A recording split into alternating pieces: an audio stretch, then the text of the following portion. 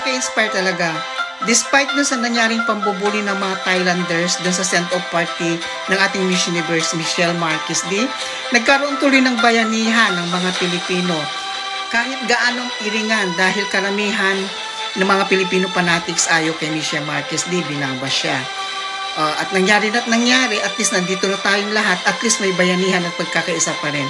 Well, I'm very happy, nag-number 1 na ngayon siya, current, ng Voice for Change. Yay! Keep on voting, guys. Ipanalo natin, i-continue natin ang pagbo-votes para mananatili siya sa Voice for Change, and then number 1 pa rin siya sa fan vote. At saka totoo naman basta Pilipino, hindi patalo, panalo.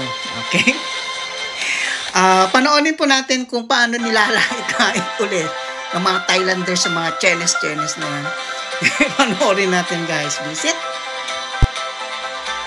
Ito kamakailan yung video na pinagtawanan ng mga Thais, yung send-off party ni MMD, na halos wala daw dumalo, konti daw dumalo. Pinagtatawanan nila, nilalait-lait ang ating kandidata. Grabe.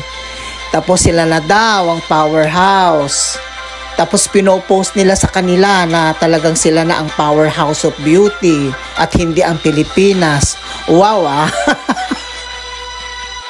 Uhaw na uhaw silang manalo ng crown ng Miss Universe kasi nga naman 4 na ang crown ng Miss Universe ng Pilipinas. Knowing na ang Pilipinas is the 3rd powerhouse country sa buong mundo. Sila, they don't even belong to the top 10.